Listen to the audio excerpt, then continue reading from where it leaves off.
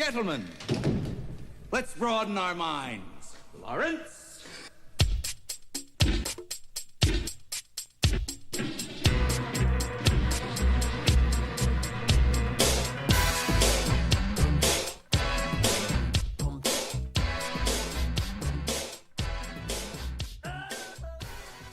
Hello, everybody, and welcome to the first ever episode of the Lunatic Creative Podcast. I'm your host, Jason Paul, and today I'm joined by Sean Davis. Say hello, Sean. How's it going, guys? This is Sean's first ever podcast. This is not my first ever podcast. I had a podcast before called Wit and Witter, website called Wit and Witter. It was fun. It was about sports. This podcast is going to be more of the geek nerd slant.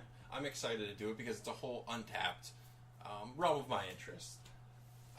I guess if you're listening to this, you found the website, which still is not completed, not filled out. I don't know exactly what it's going to be. I think that's going to be part of the fun of it. It's going to evolve. I'm just going to put shit on there I like. Just having fun. Just having fun. Like when you just kick back with your buddies and light a joint, you just do shit that's fun. You might put on an episode of Keenan and Kel, and then you might go put on a fucking episode of Drug Wars. You don't fucking know. So we're just going to have fun with this.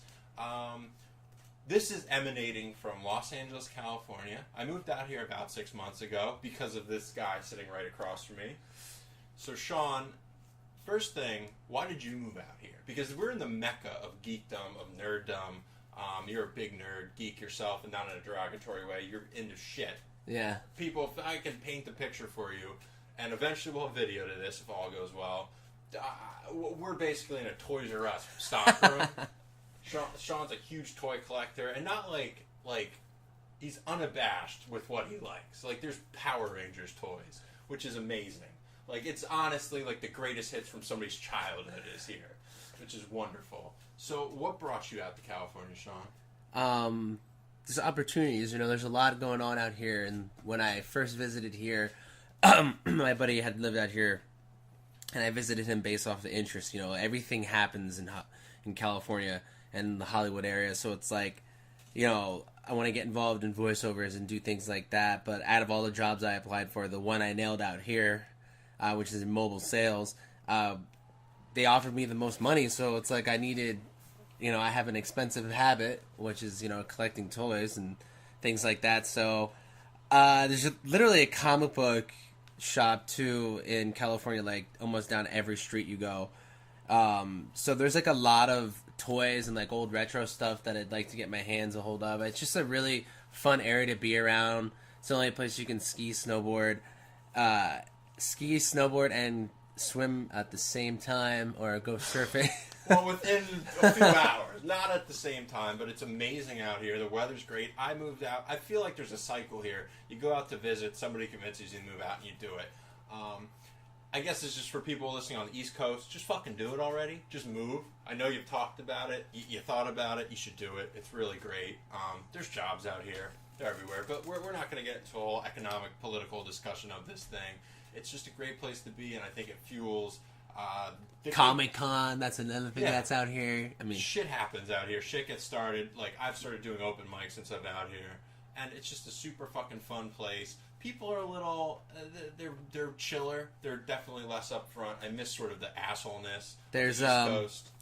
There's like 3 different types of people if you ever come out here. You have the people like us who are like, you know, mid-20s, just trying to figure everything out with their life. And then you have like the trust fund babies, those people, and then what are they called? I call them fuddy-duddies. Those those particular people, you know, let them be the way they are. But, you know, at the end of the day, I'm glad I'm not them when I go home. But you just kind of work around them. That's the best thing to say. And that's the first time we hear a ringtone on the podcast. Probably of many. It's natural. I'm sure somebody's ringtone's going off as you're listening to this.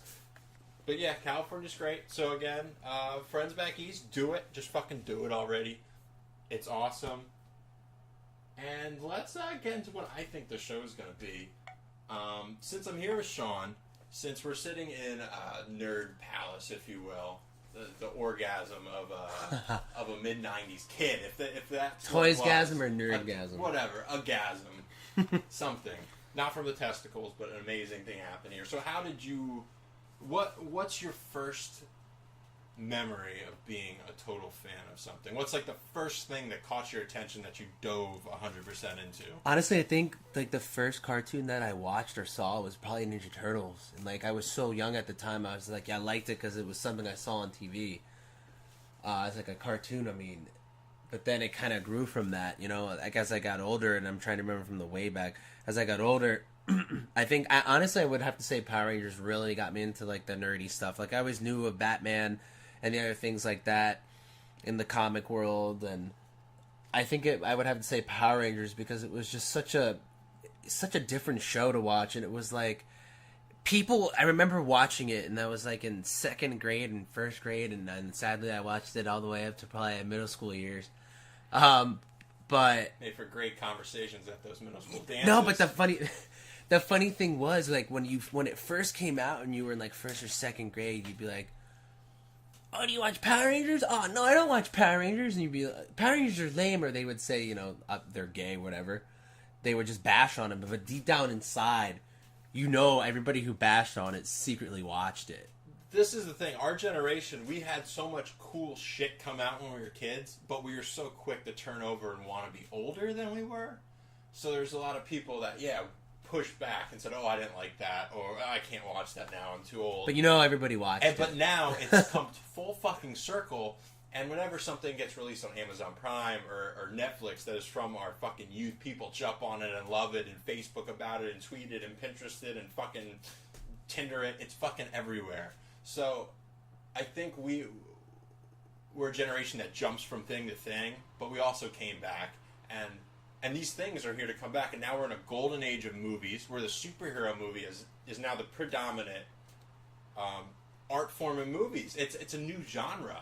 20 years ago, there was no superhero movie. It didn't have like a tried and true formula. There was there were Superman movies, but they were not. They didn't spawn a whole generation of things. Now the technology is there, the writing's there, and good directors are taking on these franchises, and which I think obviously goes. I would pinpoint Jon Favreau, what he did with Iron Man. Yeah, I would say he kind of is the guy you want to thank who started the Marvel universe, because now they're all intertwined. You know, because and that 20 years ago was what everyone wanted, was something connected and build off each other. Now Nolan did great with the first Batman, and obviously The Dark Knight's one of my favorite movies ever. But it was presented as a detective movie, as a character study. It was not a superhero movie. Because Batman doesn't have superhero powers. The magic of superheroes, for lack of a better term, comes from the villains in the Batman series. And Nolan chose more villains grounded in reality, or took ones out of reality and sort of grounded them in Batman's own reality. So I'd say Marvel, Iron Man sort of kickstarted this, and here we are in a fucking golden age where a movie with a talking fucking squirrel and a talking fucking tree, it was amazing, and was way better than anything I expected. When I heard, I pinpointed that 2 years ago, I said, that's a make or break movie. If that does well, then these superhero movies, we've bought another decade of them. But if that flops, it's going to be the first chink in the armor that American public is not just going to eat up something just because there's the Marvel logo on it. But nobody knew anything about Guardians of the Galaxy. I didn't know until the comic was there, but it was. I don't think I never grew up to reading that comic, but I think the comic was there, but the hype behind it wasn't big, or people just didn't read it because it was so many comics people out. Didn't know. I don't think it was ever presented in cartoon form. At least I don't remember it anything from my youth. At least not in any predominant way. And people bought it. People bought into it 115% and it was a great fucking movie. And they got great voice actors in there, and Chris Pratt, who's now a fucking movie star out of nowhere, because of that movie. So again, that sort of paints a picture of where we're at. I guess if you're listening to this 40 years in the future, but you guys know all this. Comics are big.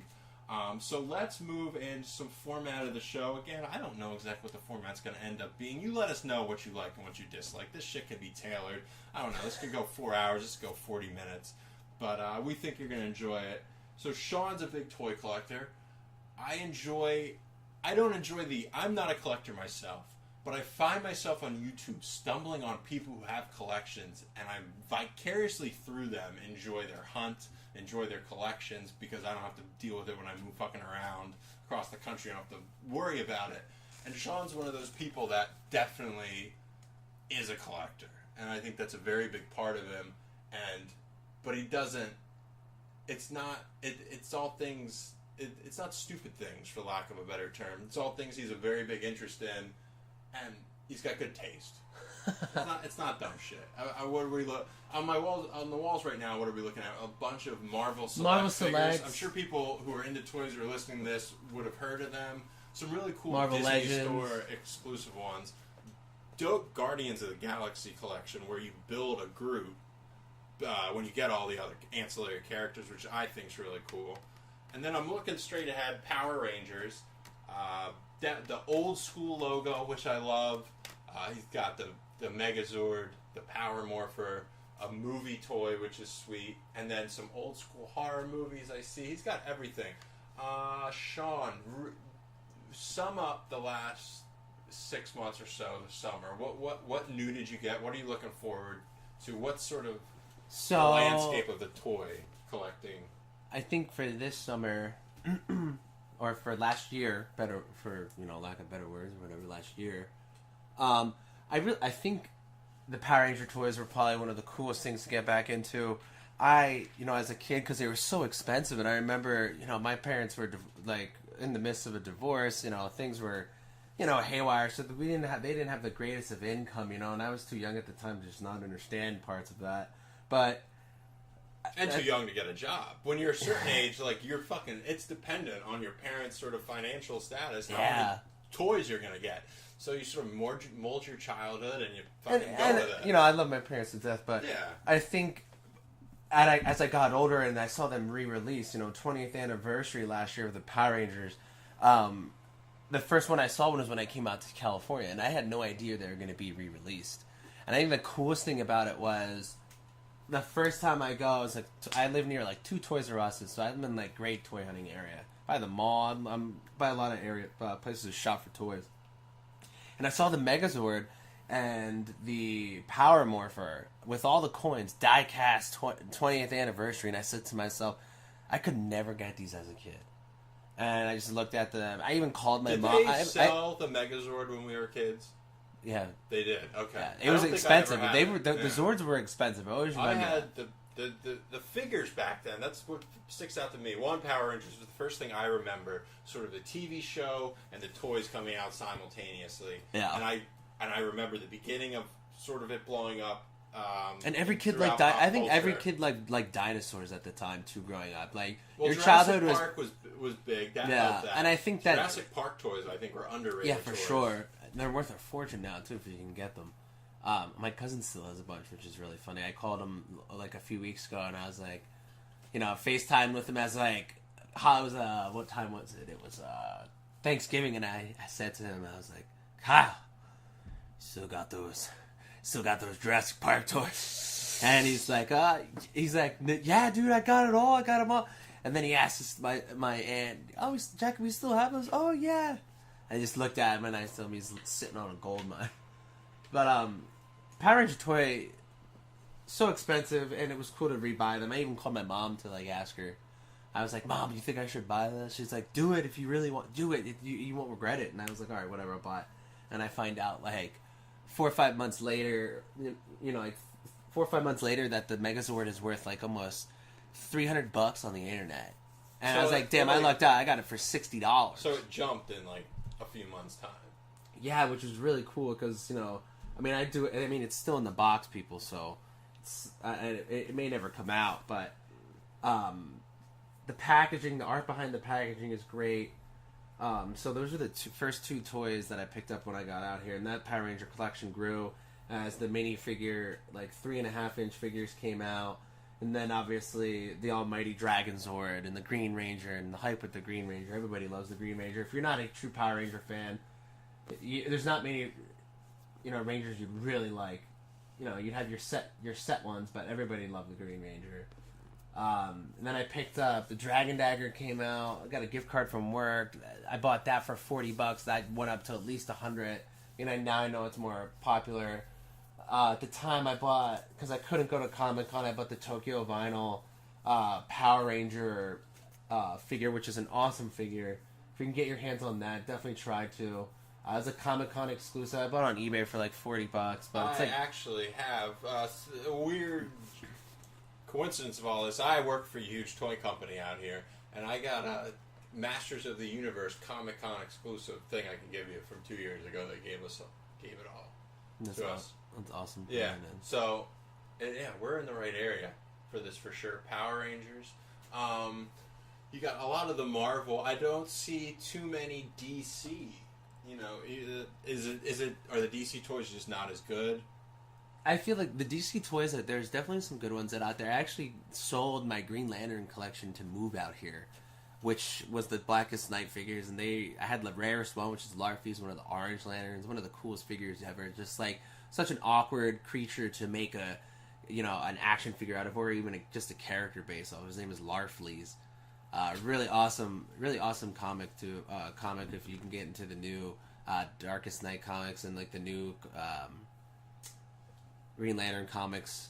But I actually sold my Green Lantern collection to get out here, which was contrived of many DC Universe and DC Direct. Those guys I think make the best DC figures, but I think the Marvel collection, I think it's based off packaging a lot. I feel like lots of the packaging can have a really nice appeal to it, and I love the Marvel Select packaging. These Marvel ones are pretty colorful. They're and they've got the cool logo for each of the.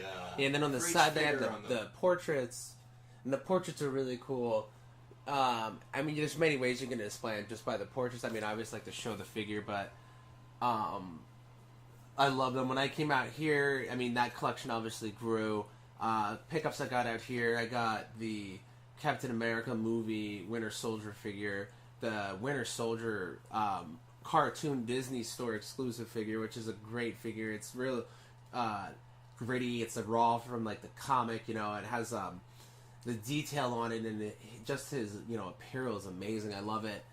I treated myself to the Iron Spider-Man when I came out here, which is really cool. And I think that's the Spider-Man that we'll see in the Captain America Civil War, because I just read something recently that you're going to see Iron Man make a suit for Spider-Man if they can get the rights to him. So and it's a cool looking Spider-man. People, yeah, if you can Google images or whatever. Spider-Man, and there's a lot of sort of toys that I didn't even know existed, and even in the comic sphere. I'm not a huge comic reader or anything, but there's a lot of things you sort of discover just by looking at the toys. They're all rad. They all have cool. The Marvel toys have what do you call the back cardboard? Like, it seems like if you opened and took it out, there's a cool thing to display, even if you did choose to do that.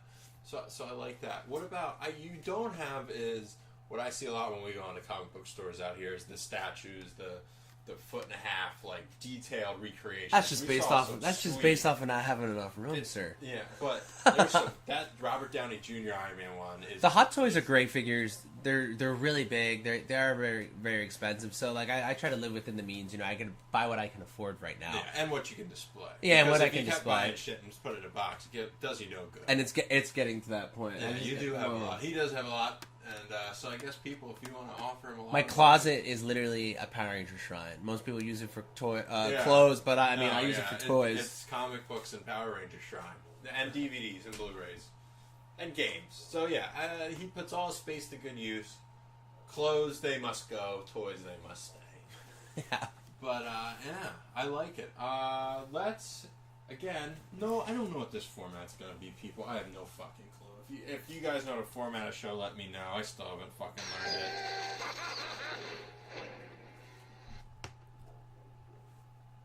I don't know what that was. But thank you for the sound effect. Let's go to... Well, I moved out here this summer.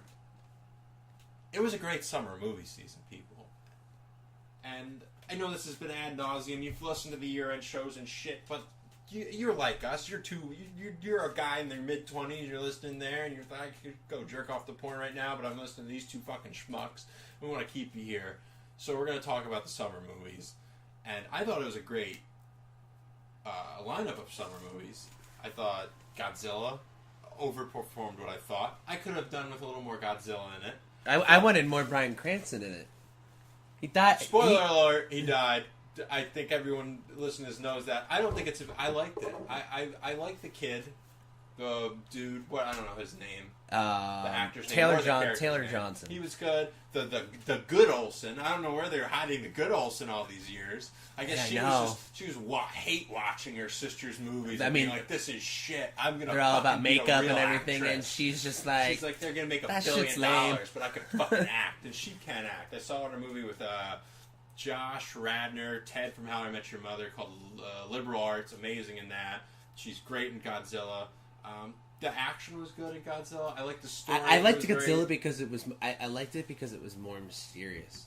Like everybody wanted to see.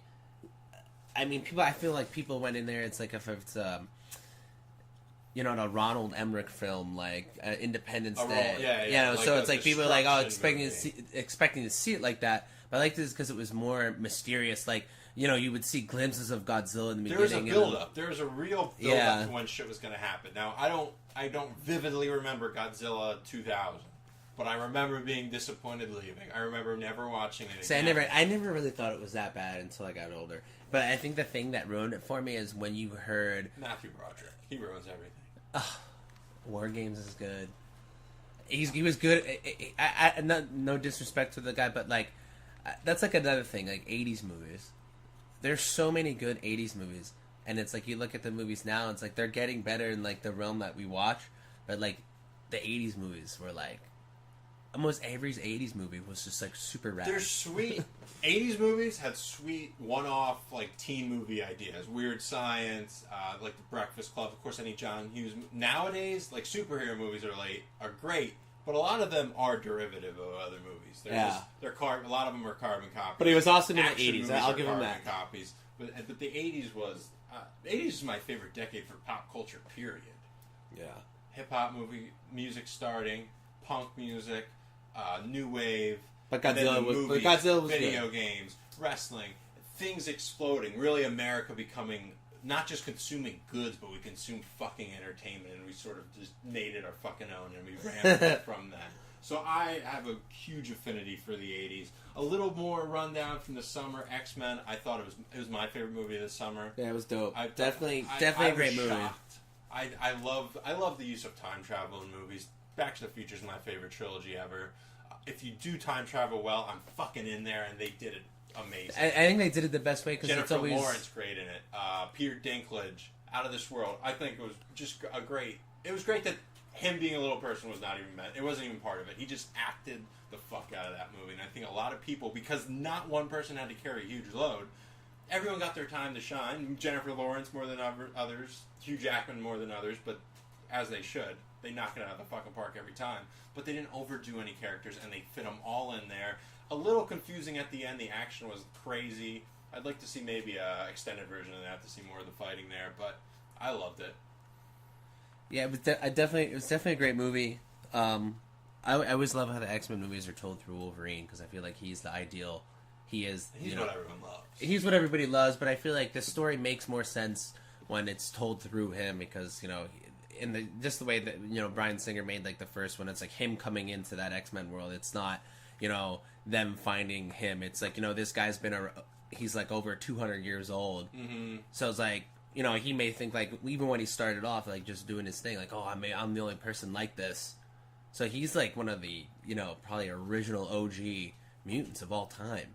So I think it's cool that it's told through him, and I love his getup when he came back in the in the 60s was just super gnarly. The little leather jacket, the pilot glasses, just the opening scene when he comes out. It illustrates how fucking timeless Wolverine was, and how that's not just a subtlety of his characters that he's lived for that long. You can see that he is sort of a timeless like James Dean-esque badass, and that's never gonna fucking go out of style, especially if you're fucking Hugh Jackman, who's awesome.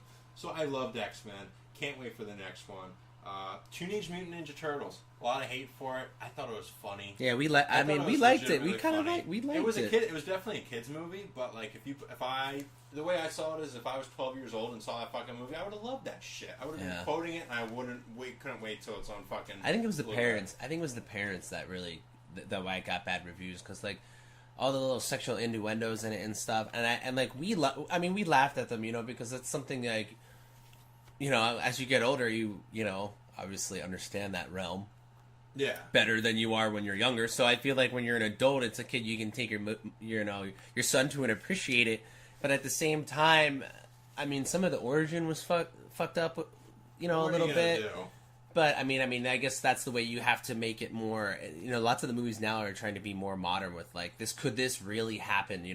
With like Batman and Nolan and stuff. Like, oh, can we incorporate it into the real world? The more time you spend on the origin, the more you have to like meticulously go through with a fine-tooth comb to make sure people will buy it. If you just like put it out there like they did in a quick, it was just like a little montage. And it didn't bother me much though. And either. it played into Megan Fox's story, and I thought she was fine in it. I think that was the best movie she was ever in. That or the first Transformers, I'd say. And I'd say this: I think the Michael Bay-esque action in that movie is perfect for a kids' movie. Yeah, it paid off because it slows down. It's a way that you can appreciate more of the action. I'm not a fan of Michael Bay.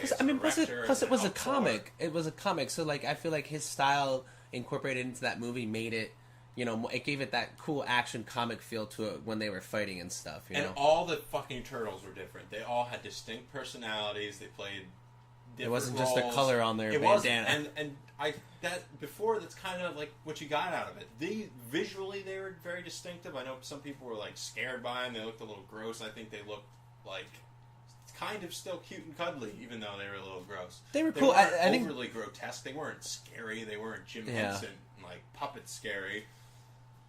Yeah, I think what was it? Yeah, Jim Henson's crew worked on the 90s and those ones. were good, but like at two the same people. time, it took two people to operate like, one of those things. Did you know that? That doesn't surprise me. Like his puppets were intricate, They're awesome. They still look like puppets. Then they looked amazing, but now I think this was fine to step up the CGI. And people want to see it's like they want to see that next level of CGI. Like after I think Avatar set that boundary for like, oh wow, man, like you can make people in the same world as CGI and it doesn't totally look like shit. And I feel like I think that's like a lot of the movies we see now with like the Marvel and the superhero movies coming out. It's like, how nice can you make it look with those elements that could never exist with a real element? And Guardians was heavy on the CGI, which was fine. Again, pulled it off. We saw it in 3D. I'm almost out on 3D. I think 3D's almost useless. It makes all the movies darker. See, it doesn't bother me as much. I mean, I feel for some people, I can understand it makes them sick or whatever. Do we see Apes in 3D? That's the next movie we want to hit. I think. We did. I Dawn think of the didn't we? Planet of the Apes was. That's the only one we didn't see. We didn't see in 3D. It was amazing. I love that. That's the only one we didn't see in 3D. Story. It had some human interaction in it, human involvement in it, I should say. Didn't play a huge part. It was like an intricate part of the storyline, but the apes and their interactions between themselves, even without the English language as an aid, was amazing. I loved every second of that movie, and it's set up for more, and it's beautiful. It's not like you have to deal with a fucking actor asking for more money. These fucking apes aren't gonna come asking. Only one of them's mainly important. And what's the dude's name? Andy Serkis. Yeah, and he's gonna get paid fine because I saw an interview with him recently, and like he explained like how he did the voices of everything. Obviously they wanted. I think he was on Conan. He was on Conan, and he talked about his movies over the summer. Because he's going to be in Star Wars, and I think he's going to be the voice of the bad guy. Really? So I'm just hoping that they don't resurrect Darth Vader, mind you. But I think there's going to be a Darth Vader-esque character. I think it's going to be Adam. What's his name? The guy from Girls, right? He's tall. He's a villain. Like, I look at him and I cast him as a motherfucker. Yeah, because he's ugly. I think it's because he's an ugly-looking dude. Yeah, he's like a weird, but it's very distinctive. I have seen him in a movie though, and he was really good in it. Though. I was like, man, that guy was pretty good. Solid fucking actor, and I'd buy him. I've bought him in everything he's done so far, even though they've pretty much been the same thing. But I'm looking forward to him in Star Wars. So where did we go off the rails there? Apes we both loved. Yeah, Apes was awesome. TMNT, we're on the side of it. I'd say give it a watch if you're a fan of the Ninja Turtles, and you're not. And the second one is going to have Bebop, Rocksteady. And if you can just Google images, Bebop, Rocksteady, and Krang. How many people want to see Krang? Dude, Krang was... I think Krang was the coolest bad guy, because the whole time you're like... he's almost like two guys. It's just a little brain inside a robot suit. But the robot suit was just so distinct. You're like, man, what is this thing? I think it'd be so cool to see something like that in the next one too. And the concept art on the internet for it looks really awesome. And I actually have the little kid robot Ninja Turtle figure, and it turned out to be freaking Krang. And Yeah, of all the pretty people in it, I was badass. like, I mean, on any of the turtles will be great, but I was like, if I could have that one guy that I want, Krang would be pretty cool. Yeah. And I ended up getting Krang. It's a pretty sweet toy. As time goes on, if you go to the website, you'll see there's a tab up top, art. We're gonna put shit down. We're gonna make cool shit. We're gonna show you all the stuff he has, and Sean's an artist in his own right. So we're gonna satiate that fandom need if you want to see some of the stuff we're talking about, and hopefully we'll add a video element to this so you can see the toys, and I want to do some toy hunting stuff if you're down for it. Yeah, There's for some sure. cool. Where did we go? What flea market thing did we do? Melrose Flea Melrose. Market. I think there. There's a really cool. There's a guy there. He used to know the homie. He worked at one of the studios, and he has a bunch of cells from like animation, And that's X the cool thing out Men, here. crazy Art stuff. cells are big, and you don't see that. You maybe see that in New York City, but other than that, you're not going to a Lincoln, Nebraska, And with comic such book store. niches too. I think It's awesome. You're seeing Ren and Stimpy, The Simpsons, Family Guy, to fucking Adventure Time. Yeah, we gotta go back and hook that guy up. We're gonna go and we're gonna try to get audio at least, if not video, just so you guys can see the cool shit out here and how you can really dive into your fandom. Movies, what else? 22 Jump Street, amazing, funny. I don't know what else to say. Can't wait for the next one. Plot mirrored the first one. The next one, the rumor in it should be amazeballs, for lack of a better term. I asked people at work the other day, and they're like, because apparently, after Sony got hacked, they say that the next movie is gonna be them, messing around in the world of the Men in Black. Me Yes. personally, I think it'd be funny because like Will Smith was funny in that world. Tommy Lee Jones played such an interesting character that I feel like he had the backbone to that a lot. And then obviously Will Smith was for the comic relief, but I feel like now it's just two goofballs going into the alien Channing world. Tatum, Jonah Hill, they have great chemistry together. And then add in Ice Cube and sort of where he could play in with all that, I think it'd be funny. Ice Cube's the most underrated part of those movies. Yeah, he is yeah. absolutely fucking hilarious. From NWA to fucking $100 Million comedies, he's had a weird career, Ice Cube, a great fucking career, and actually like a career I'd like. It'd be how badass it could be to spend your dipped it in anything, a little bit of everything. Spend your 20s being a fucking rapper, bringing all the pussy in the world you want. Then go do Friday, make people laugh, and then go do Barbershop, and now you're fucking just doing family movies, and then 22 Jump Street. You're living the fucking life. Coors Light commercials, that's a fucking sellout. It was definitely cool. I liked it. I'd recommend to see it. You saw Transformers. Yeah, That but looked awful. I stopped after two. I didn't see it in the theater because I kind of refused to. I wanted to see it because after it came out, my manager told me, "Oh, it looked cool." He saw it and he kind of thought it was interesting, but the first one's great. The second, he made the origin story so different from the cartoon that it got to the point where it's like, all right, now you're just doing whatever you want with it. And then I think the best part about the fourth one, I guess it is, was T.J. Miller. And then That's midway great. through T.J. it, Miller, an amazing stand-up guy. Should look it up if you haven't seen him. He's fucking hilarious. T.J. Miller just dies. Spoiler alert.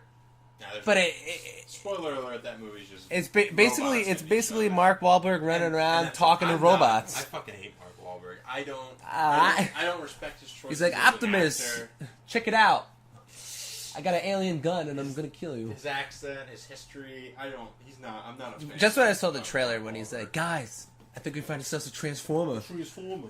I was like, oh man. in our backyard. And with the Boston accent, and he's a farmer. We're not gonna be poor no more. I gotta get this stuff to put you through college. So, Dad, we live on a farm. Why do you talk like that? We don't live in Boston, Dad. Please stop it. Stop talking like that asshole from And I Monday think Nights. there's even a thing where she says he's like, you're crazy to do something like this. So maybe he was just a crazy man. He was a crazy man. He is. I love him, Boogie Nights. That's the best movie. I haven't seen Boogie Nights. That's what I hear. I hear he's great. The other guys, I was a fan of him and the other guys. If you gotta put him in anything, It makes him look stupid. I love when it. he's in comedy because he plays such a dummy. He plays a dummy well or a goofball well.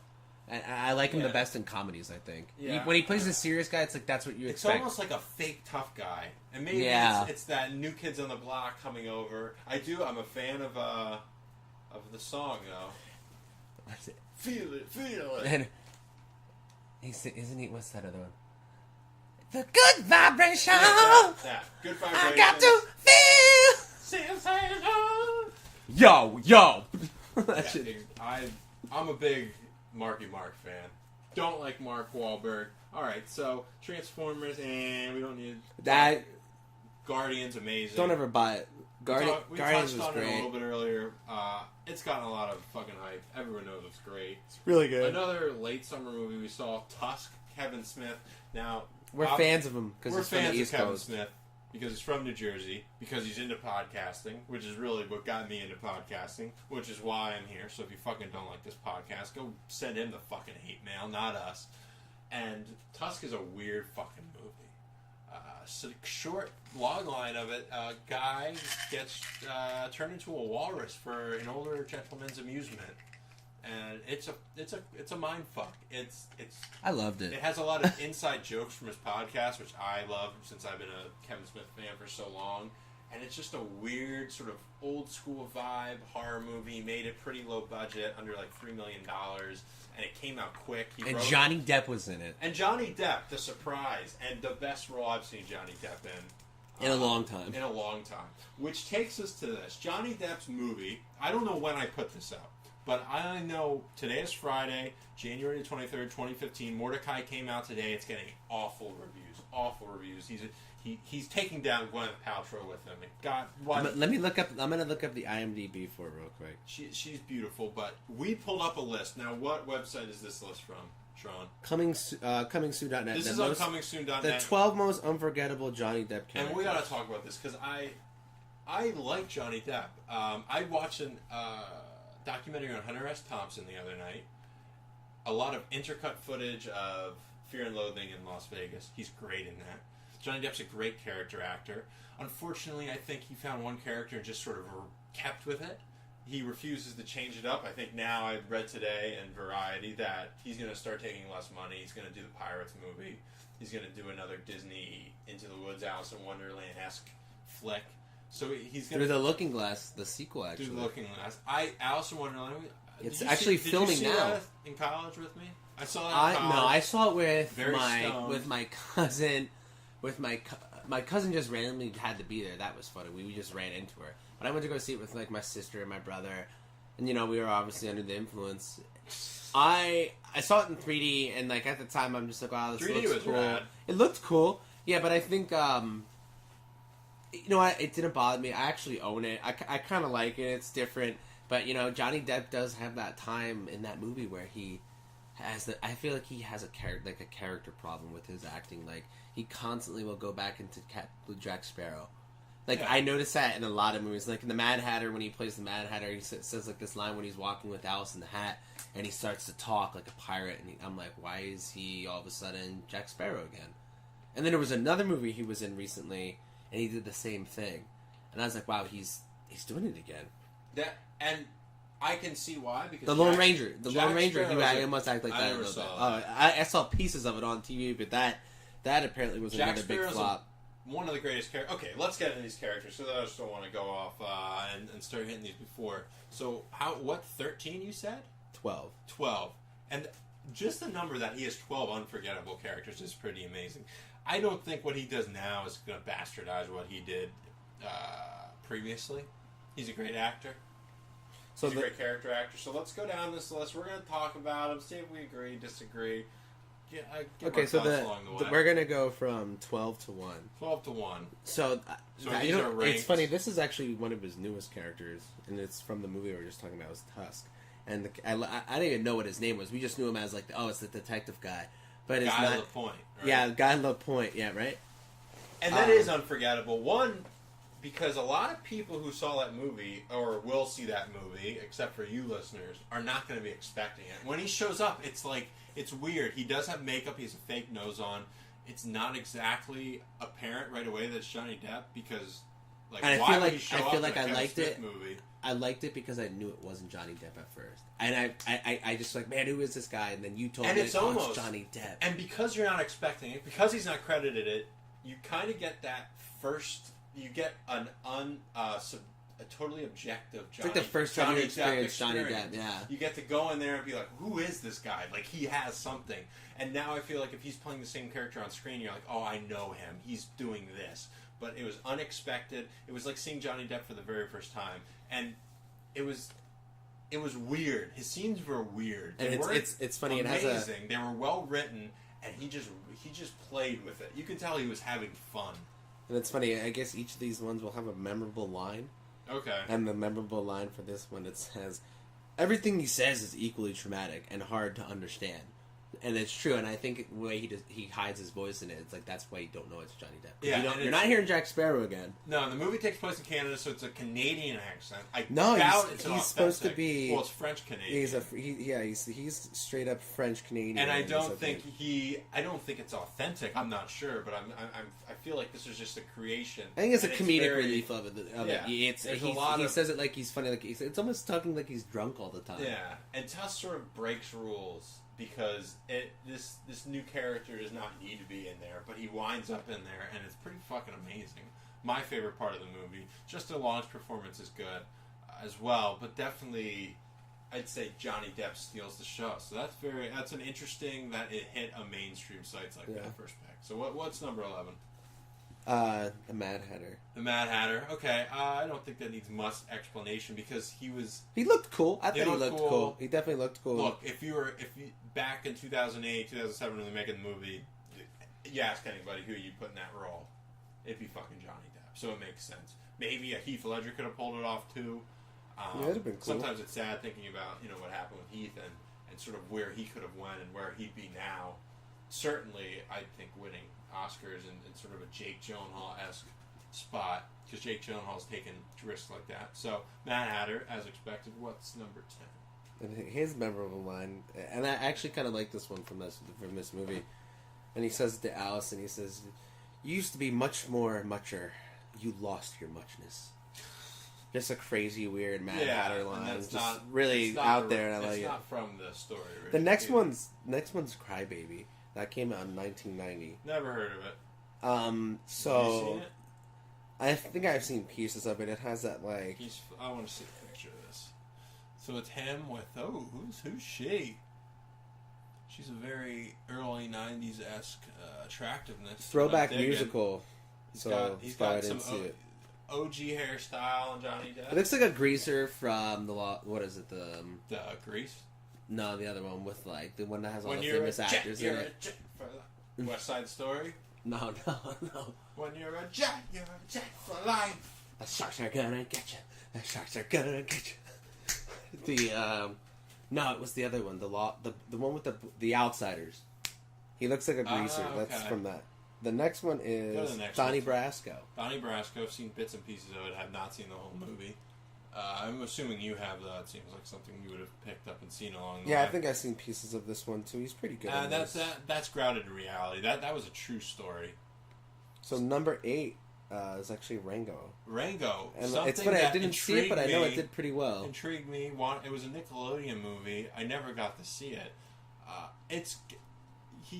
I imagine that it would be something that he could pull off quite well. I'm surprised of the lack of voice work he's done. I guess because his crazy, what would be voice work for other people is he can portray it in a live action, which is an underrated quality of him. I think he should do more. I think he needs to do more voices because I feel like he's stuck in a character. And he becomes a character, which can help, which is an amazing quality of his, but it also sort of detracts because you put his voice on a fucking lizard is pretty amazing, or you put him on a fucking and the fat special squirrel. effects, the CGI in that looks pretty good too. It looked pretty.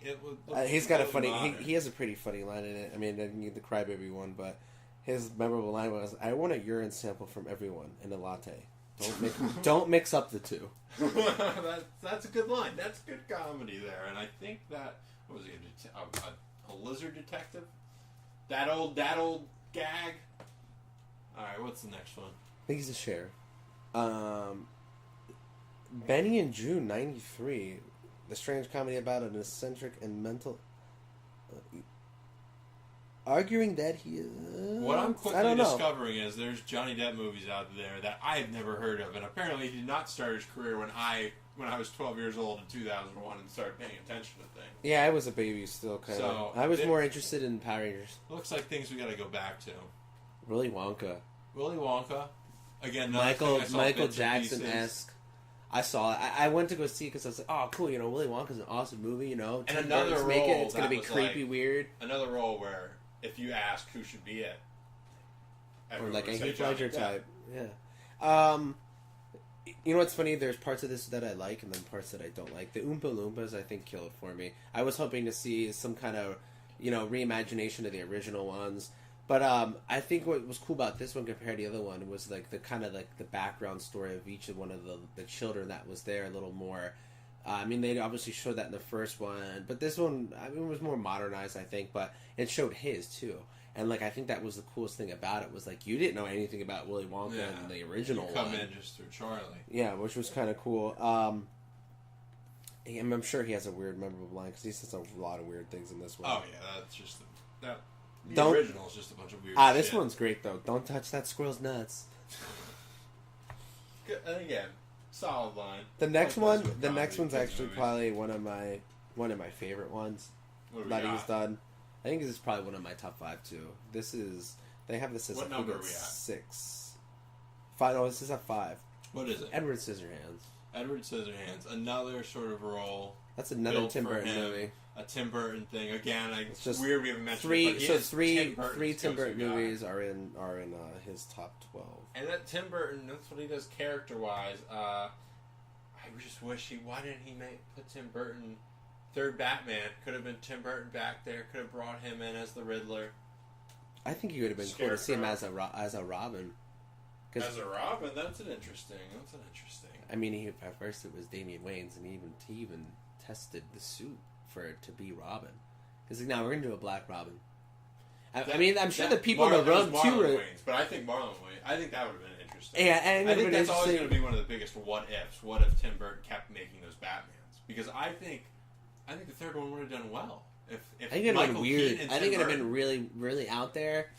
I'm just based off of. I think it was. I don't know. He wanted two. Nothing against African American actors or anything. Now we're going down this road. No, but it was he wanted to have Two-Face in it, which was hard. Which would be Billy great. D. Williams. Billy D. Williams. Another thing that didn't get paid off. From So the first I'm show. like seeing it. I'm like, is he gonna be like half white dude, half black dude, and then he's gonna be called Two-Face? For Two-Face, I don't think it matters because it's just like your fucked up face. It does.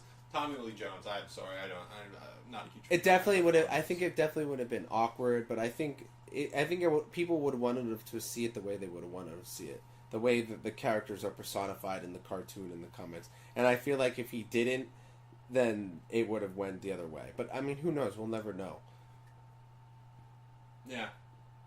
And we got our good Batman movies. I guess we can't be greedy at that. Batman was in... Except Batman and Robin. Ended up in good hands. Well, I meant after the Schumacher debacles.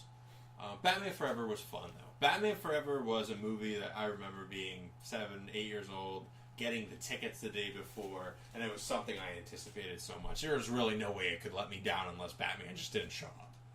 So... Memorable Line's a sad one. Oh, yeah? For Edward Scissorhands. Okay. Lay it on me. Hold me. I can't. I like that. I like that movie. It's a good love story. He plays a fascinating character in it. He's like a man / robot with scissors as hands. But I liked it. I thought it was cool. This one, I actually kind of like this movie. Ichabod Crane and Sleepy Hollow. Never saw that either. That one was with Christina Ricci. Yeah, that was a late 90s, early 2000s. 99. I liked it. I'd say this is one movie where I didn't mind him in because he played the character the way he should.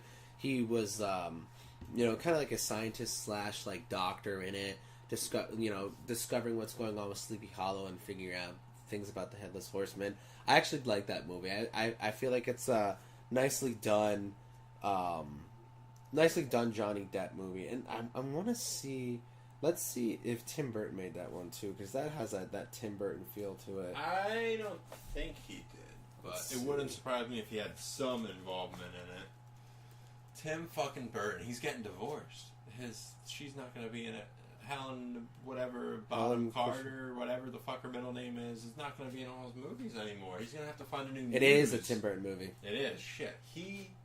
That must be great if you're fucking You get that one Tim guy. Burton, or So if that's you're one. Johnny Depp, that you get like a nice symbiotic relationship where you know if one's doing something, the other one can't be far away. That must be cool, because I think a lot of acting must be competitive. A lot of filmmaking is competitive. But like, if you have a fucking team, a lot like sort of Nolan does and Kevin Smith does, have a pool of actors you go to, that must be fucking amazing and awesome to play with. Richard Linklater does, but Tim Burton's pool seems to be much more limited. That was 4. Ichabod Crane from Sleepy Hollow. Then that I did. What like do we got for 3? 3 is Edward D. Wood Jr. from Ed Wood. From Ed Wood. Came out in '94. Too little to see that at the Heard time. good things about that. It's a comedy. Is it a Coen Brothers movie? Give that one an IMDb. I don't know what people did with arguments about movies before IMDb. Now we settle all fucking arguments like that. Ed Wood. It's another Tim Burton movie. Another fucking Tim Burton movie. Alright, this is just... I mean, now everybody it's kinda knows their ridiculous. best friend. Now what I had in my head of him and how many Tim Burton movies he's done, it's even fucking more. It's like crazy. He just fucking...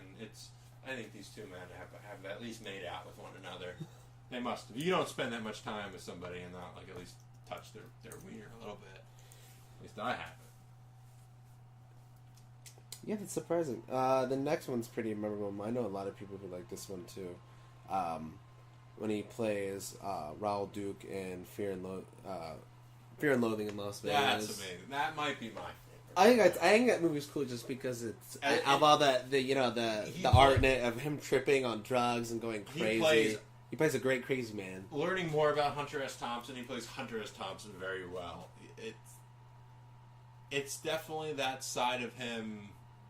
Not that you don't see it, but it manifests itself in a different way. That's who the character is based off of, right? Yeah. Hunter S. Thompson. Hunter S. Thompson wrote the novel Fear and Loathing in Las Vegas, changed the names, and in that he's Raoul Duke. Is that what you said? I heard that guy. Yeah, I heard that guy. Didn't that guy kill himself? Hunter S. Thompson. I heard that guy's insane. Oh, he insane in the best possible way is how I described it. Yeah. He killed himself. He was late 60s. There's really no doubt that's sort of what he was going to do with his life because he constantly wrote about it. He had a great prophetic piece that came out on September 11th. He wrote it for ESPN.com. He was a sports writer a lot of his life. And sort of the end, he wrote about how after September 11th, we're going to be fighting endless wars, and this is sort of any hope that civilization had is gone. Damn. He's a very nihilistic attitude, but he lived life to the fullest, obviously, as you see in Fear and Loathing in Las Vegas, killed himself. And Johnny Depp portrayed him very well. And that was with Hunter S. Thompson totally signing off on him. Now, I know number one's going to be Jack Sparrow. So I want to talk about from Blow. He was great in Blow. Yeah, wonder why that's... I mean, that was a great character. I think that's and another that was movie not that, as eccentric. It wasn't as, like, in-your-face and animated. But as George Jung, however you pronounce his last name... Now, actually, this past week, to be topical about it, they reunited for the first time since George got out of prison.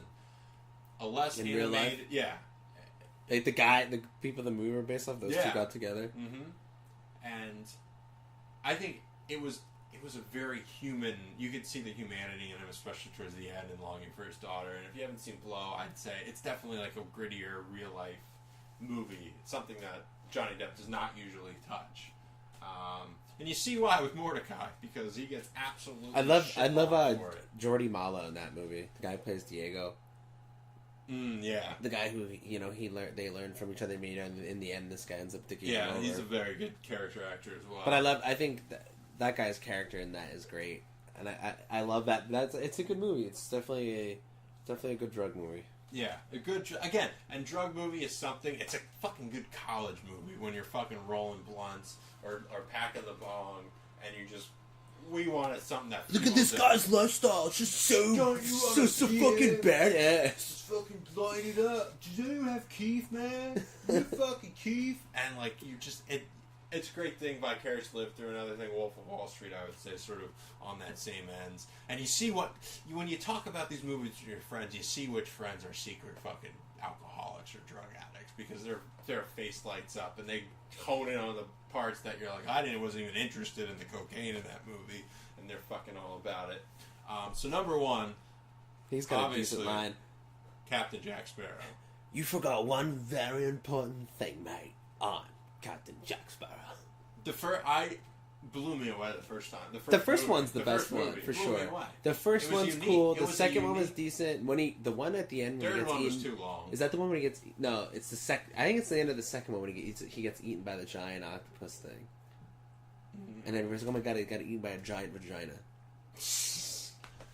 And then, you know what? The first one was cool because it was about pirates and gold and like real. It was the epitome of a pirate movie. It wasn't done cool. in a while, and it was the definitive pirate movie.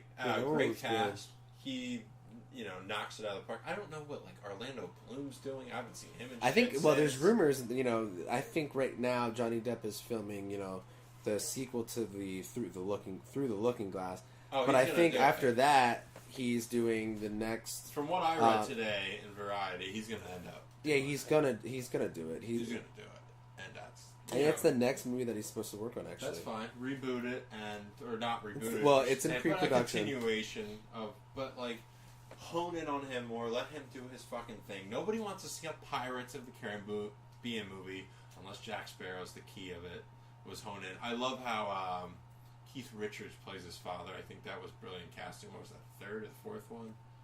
Third one was way too long. I'm thinking of the third one. It was just entirely too long. That's the one with That's something I don't the like. squid, right? The squid guy, the one with the face. Too long. Yeah, that one was okay. The Strange Tides one, the newest one. Never saw that. He wasn't in that, right? Yeah, he was in. Orlando Bloom's character wasn't in it. Oh, okay. But I think you see more of Keith Richards in it, actually, which is pretty sick. The guitarist from Rolling Stones. Yeah, that's what I'm saying. And he actually does a really good job in that. That's brilliant casting. I did love that. Jack Sparrow, a great character for sure.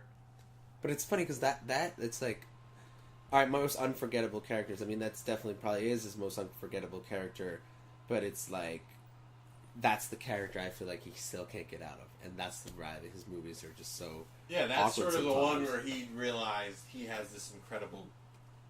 He knew he had a gift before, but he put it all together. But his new movie bombed, which doesn't. I mean, it doesn't surprise me. I mean, beyond bomb. It might be. I think he just needs to chill out for a while, kind of disappear, do the Robert Downey move. It looks like he's going to go back to old faithful, do the things he knows he can do. If I was his agent, I'd suggest doing things maybe where you're the secondary player. He is going to be in Kevin Smith's trilogy of Canadian movies, reprising the role of Guy Lapointe, so that's good. And the reason he's in those movies is Kevin Smith's daughter is friends with his daughter, and they were both in that movie. So I think that's sort of a nice resurgence if you're looking at Johnny Depp. He's going to play that character again in what? In the next Kevin Smith Canadian movie, Yoga Hosers, it's called. It's about the two girls in the convenience store from Tusk go and fight some monster.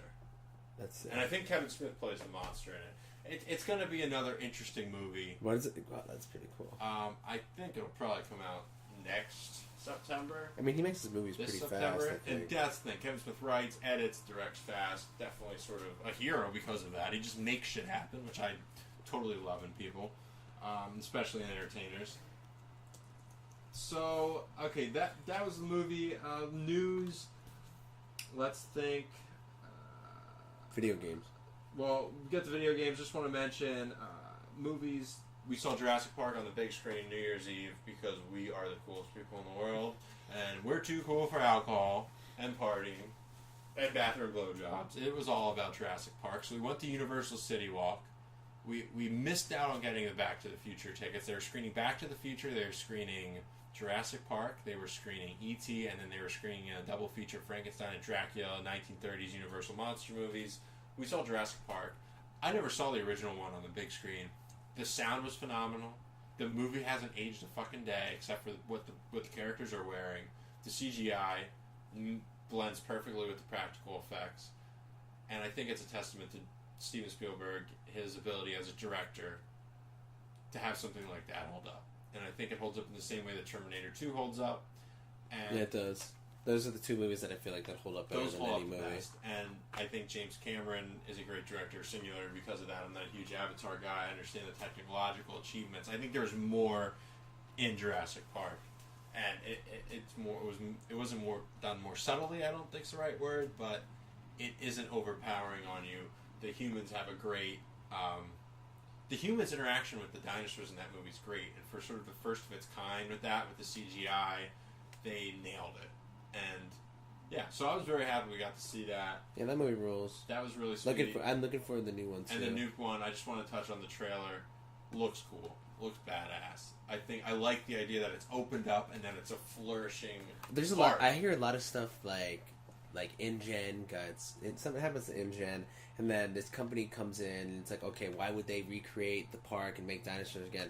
Because there's always something shady in the background for a park to get destroyed or whatever. So they say like they're breeding military. It's like they're like using mutant biochemical warfare through mutants and stuff. Because at the end of it, you see Chris Pratt come out on the little motorcycle. Well, it's either from that scene, and the Raptors aren't even biting him. They're just like rolling with them. He's the trainer for the Raptors. Oh, that's for sure. Or they are all running from something.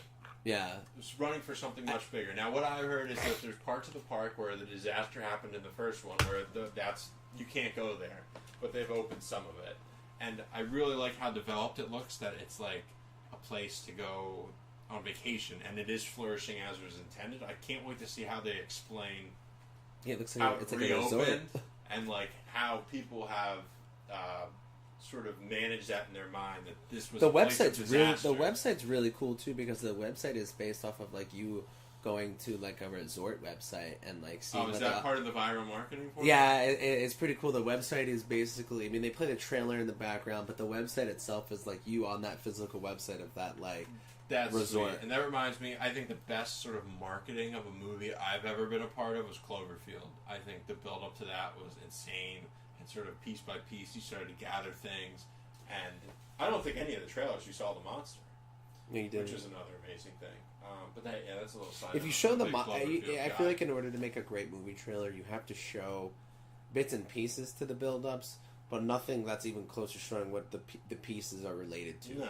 Because I feel like the problem with like the last Spider-Man movie. The movie is in the trailer. If you read the comics and know the comics and you see that Gwen Stacy's in it, and then see the hype on the internet and see like the Green Goblin's in it, you're gonna know when you see the trailer, like, oh, okay, that's obvious. Spider-Man was choreographed from the first one, and I still never get over that Andrew Garfield in that movie, a skateboarding photographer in the year 2012, would be the coolest kid in school. He would not be a nerd. His Instagram would be popular. He's fucking skateboards.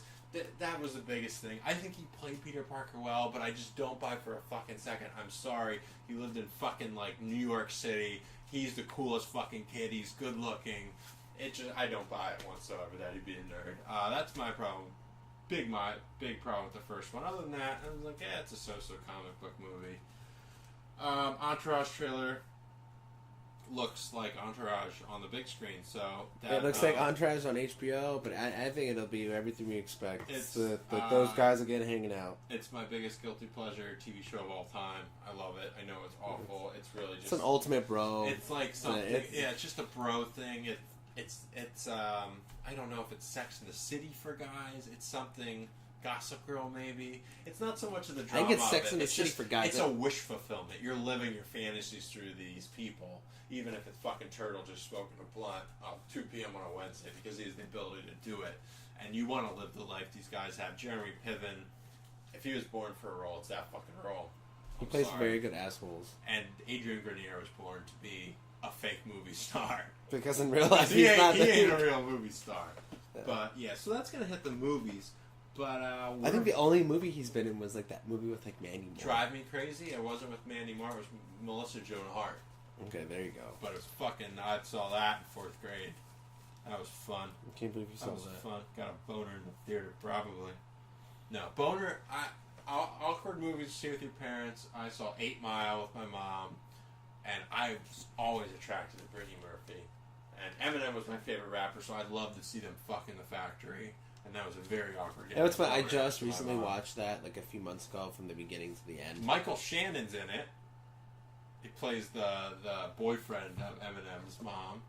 And he's in Boardwalk Empire. Oh, yeah, that guy's a... that guy, you know what's funny? That guy's a... Superman. He was... Zod, yeah. Yeah, it was funny. I noticed in that until I'm like, wait a second. I was like, that's Zod! It's crazy to go back, and that's just a weird movie to go back and see. And Mike Hyde, what the fuck fucking happened to my Kai Pfeiffer? He was pretty good. He was good as a best friend. I love the camaraderie. It was just, I think that Eminem, Kim Basinger was was sick in that. great. She was very sexy in it and intense in it. I'm a huge Eminem fan, so I'm always gonna love that. Yeah, it was that cool. movie, but like, It's not a bad movie. It's like a good movie. it does. It's like a decent biography. It does what it's supposed to do. So we're video game players, so we gotta talk some video games. We do. I have a PS4. I got it because there's a Xbox just does not the hardware is much lesser, and we're hearing some ads. But the hardware is much lesser on the Xbox One. I'm not a big Halo person in general. I do want to play Forza, but I ended up going PS4. Actually bought it for $100 over retail when it first came out because I wanted it so badly to play 2K14. Totally worth it though. I play Netflix on it. I think everybody nowadays it's worth it to get a video game system just to be a media device, just to stream shit through, and then the games are an extra.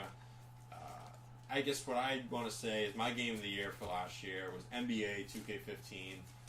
Although we haven't touched on sports podcast, I'm a big NBA fan, a big sports fan in general. Sean shares my love of the NBA, at least, and I think he can agree. 2K15 is...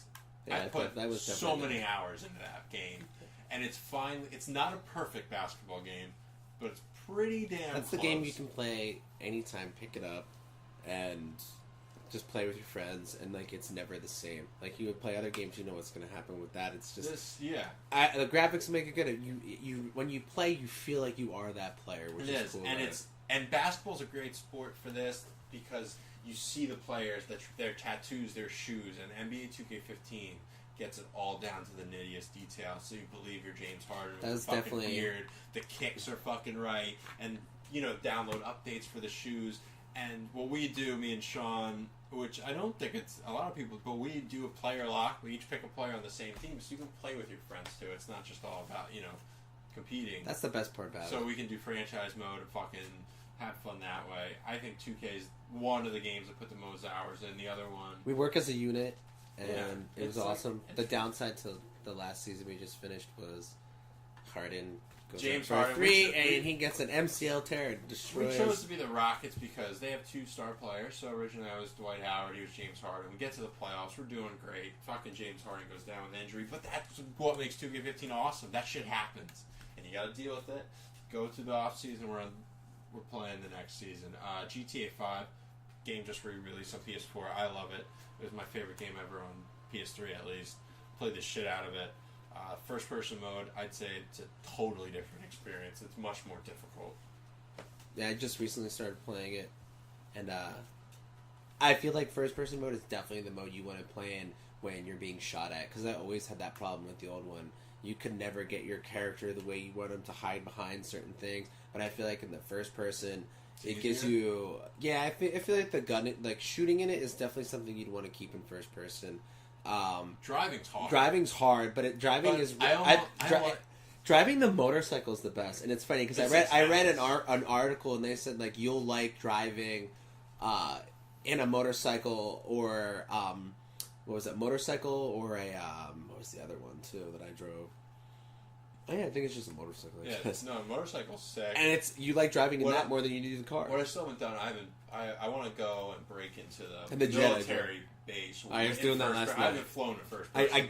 Last night I played because I already beat the game, and I was like, I already beat it on Xbox. I was like, I'm not gonna go through and play the game, so I jumped right online, and I was like, I'm gonna just try to break into the military base because that's the best thing to do. So get some fast cars or some, better armored cars to try to jump the fence. First time of course you die a couple times, but I get in, break in, steal the jet. First time, explode a red way. Second time I get in, take off, put it in first person, and it's cool. You literally see like the layout of like the digital layout of like being inside the jet and like your odometers and all your meters and stuff. It was pretty cool. I was like, man, this is pretty tight. But I did find myself switching back because it's definitely cool to try it out and play with it. But you're always going to go back to the roots with that. I think sometimes too. And it's cool because we live out here, so it's based out here. So that's fun. I've never lived in the city. I was driving up the coast yesterday to go to Santa Barbara, and I was like, "Where's the military? Where's the military base?" Yeah, and it's cool to like make those connections in real life. Also, the music in GTA. Fucking love the music in GTA. And I feel like that's what makes those games the best. Yeah, is the music and the radio stations, and they're great. Danny McBride does one of the voices of the guys in when they're in the desert. He does one of the voices. At first, I'm like, "Oh my god." That's Danny McBride. He has such an awesome voice. It's so distinct. It's phenomenal. And the characters are funny. I know some people like Saints Row. I think that's a little too outrageous for my taste. I think GTA walks that fine line of being satire and reality. It's like drugs. It's pretty much just like it's GTA on like LSD. Yeah, like it takes like Unreal elements. Yeah. Which I do want to. The new one that came out for PS4, I'd give it a try. I would just want to play it. I wouldn't buy it. Yeah. In the last one, I remember my cousin got it and he played it. There's a lot of mini games in it, and you could do like raids where people just come at you and attack, and he had like a giant dildo sword. Yeah, there's like crazy shit in that. And I think in this one you're the president. I don't know. It's just it seems fun, aliens, but again, not by GTA. But I moved here.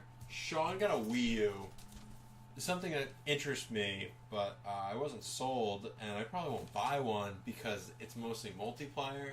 So I bought Sean a controller so we can play a little more pro controller, so a little more old school type gaming. But I really dig the Wii U, and sort of the first party games for it make the system. Obviously, they're well done. Nintendo does not put out crap.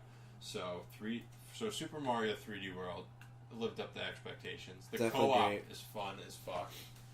Mario Kart. I mean, all the Nintendo Mario Kart games are great. Super Smash, obviously. We still suck at it though, but it's hard. I mean, it's fun. It's definitely fun. People are always going to be better than you at that. And then even the computer puts up a nice challenge. And Hyrule Warriors, surprising. I never was a huge Dynasty Warriors fan, but that is super fun.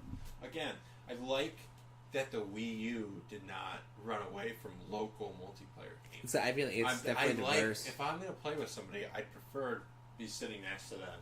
Playing the weed than anything. Fucking weed with them. And talking shit while we're playing as opposed to over the internet. And I love that the Wii U is sort of made for that.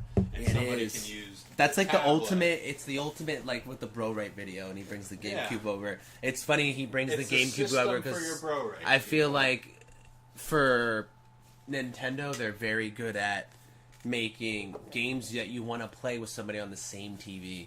Like when you play PS4, you have multiplayer games, but you're usually playing it online. Like but what the split screen is PS4 or Xbox, so it was a split screen, and it just this is small. I don't like it screen peaking. But Wii U a lot of their games, the split screen obviously doesn't. I think that is a total bullshit sort of thing when people don't like the screen smaller because TVs are so goddamn big now. But the way they incorporate the controller in it is awesome. The controller's great. So if you have two people, one person can be looking at like Hyrule Warriors. Somebody looks at the gamepad. Somebody looks at the TV, and you're still playing at the same time. Also, Super Mario 3D World, you're all on the screen at the same time. The screen just expands. It's for multiplayer gaming. I like that that's option still out there because I was listening to another podcast. I think it was Pat the NES Punk or the Kind of Funny guys. Both great channels on YouTube. You subscribe and listen to their podcasts. But the Wii's perfect for kids. Like PS4, there's not too many kids games. Xbox One, there's not too many kids games. Like the Wii is still Nintendo's still making something that the whole fucking family can enjoy. So yeah, that I don't know, Sean. Anything other video game wise you want to hit on? Definitely looking forward to. Still want to buy the Toad game, the Toad Treasure Hunter game. That certainly. And I'm definitely looking forward to. I think the biggest thing I'm looking forward to is probably the the Mario Party game. I think the Mario Party game is going to be dope because with the controller you're Bowser, so it's like you can play with 4 people, but now you can play with 5. And the guy who's using the pad is the guy who's going to just try to dick everyone over, which I think is great. It adds that like, can I be the asshole in this level of this game adds player? Another intricacy to it. So agreed. And then I'm looking forward to Dying Light. Comes out next week. Dying Light's coming out. the umpteenth zombie game coming out. I'm curious to see what they do with it. What was just announced today, the mode I'm most excited for is you get to be a zombie. Yeah, you can play like people versus zombies kind of, and I saw gameplay. With YouTube, you can just Google YouTube or Google anything too. But I just typed in multiplayer, and it's like when you're the zombie, you can like run faster. It like changes the way you look and everything, and it's kind of cool. It adds an interesting dynamic. But I think what I'm looking forward to most of all is the co-op, because of like Walking Dead and like those zombie just zombie movies in general.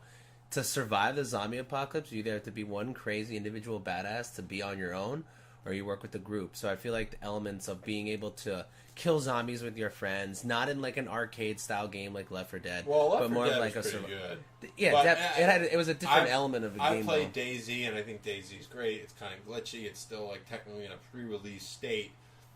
I like that for its survival element. So if Dying Light can sort of take those survival elements, but speed it up a bit, because DayZ is like you're living. It's almost real time, so you're just trying to fucking survive. You might not see zombies. I think the way you move is great. If Dying Light can throw you into things right away, and like in a co-op sense, and you're really relying on one another to survive, I will definitely give it a shot.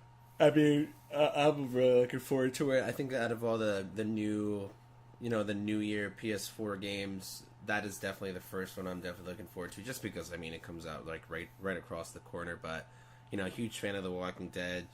And guys I work with are, so I think we're going to try to almost recreate The Walking Dead. My manager even told me, it's like, well, if we play it, I want to be Rick. So I'm just going to be, if people could hear us, it'd be great, because he's trying to be like, you remember, you're never safe. Never safe. And he wants me to be little Carl, so I feel like if the customization for the characters is kind of cool, that could be neat, that's too. Another thing. I'm pissed that Walking Dead's video game, the first-person shooter game they came out with, so awful. Because that's something that could have been cool if you could be the characters in something like Dying Light. And I know the Telltale game is great, but it's more of a point-and-click, old-school action-adventure, and it's not characters from the show or the comics directly. But yeah, that looks good for me. What am I looking forward to game-wise? I think Mortal Kombat. I was a huge Mortal Kombat. When is that comes out in March? March or April. Let's get the real release on that. But if you pre-order it, and I love how nowadays when you pre-order it, there's like incentives to want to get them. Like the Dying Light one comes with like you get a few different weapons and stuff, which is kind of cool. But the Mortal Kombat one's pretty awesome. I think it got me intrigued. Because it's got Poro when you pre-order. See, all these pre-orders to me are bullshit. They're really just sort of covering up some awful releases that have happened over this past year, like with Drive Club, with Halo, where you get these games day one and they don't fucking work. But yeah, I'm Mortal Kombat. Of course, I'm a sports fan, so MLB is going to come out relatively soon, and the last one, the first one on PS4, and it was fucking phenomenal. So I'm looking forward to that. Yeah, it's a good time to be video gaming because these. And then obviously, the best one, which will come near June, I think, or July, the new Batman game. And the new Batmobile. City looks amazing. You can drive the Batmobile. That's the sickest thing ever. It looks fucking phenomenal. So video game, I think we're in a very good state video game. It's like, goddamn, we're there. We got fucking great consoles that are just, starting to ramp up and getting better selection of games. If you're a PC gamer, I think there's probably more PC gamers than ever. People are Steam over is the amazing. console war. The Steam sales are fucking great. That I buy games that I never play. Steam sales are wonderful. I got a PC that can finally play games, and it's you can build a PC pretty cheap. I think, and mobile gaming, new 3DSs. Yeah. It's a great fucking time to be a gamer. That's for sure. Gaming will always have the games that are bad, but the games themselves, if they're bad, they just won't get sequels. But the games overall, the games will always get better. But hopefully there's surprising new IPs that come out. But I am excited. Uncharted might come out this year. They say it will. I'm hoping it will. Uncharted, Kingdom Hearts. I never played Kingdom Hearts before, but that I played like the first. The first one was amazing. I played parts of the second one. And apparently a new Final Fantasy as well. Definitely good. So there's, like I said, great time to be a fucking gamer. So comment on this. Let us know what games you are looking forward to, what movies. Again, this can be interactive. We want as many of you to talk about the shit you want to talk about. Tell us what we should talk about. I want it to be a constant dialogue. So I really enjoyed doing this podcast. I want to leave it with one question to Sean, out of curiosity. Sean, have you ever jerked off in public? No. Never. Nothing. No. No airport I think bathroom? my one ex-girlfriend almost wanted to have sex inside of a tent at LLB. That's kind of weird. And I was like, kind of I don't like, know. that'd be really cool, but like I mean, very obvious. I told her straight up, some little kids can be like, Dad, why is there a sleeping bag moving around? What's going on in there? So yeah, I don't know. I thought, because you hear people have stories about like, oh, like I needed to jerk off, so I did it in traffic. I remember having a friend in middle school, and he jerked off in the planetarium of the high school on a field trip, and I thought that was the grossest thing ever, that you would just do that. So there was a lot of dark planetarium stories at our school too. Yeah, like, they made out in the planetarium. Or like, dude, you know about that girl? That's the girl who jerked off Billy in the planetarium.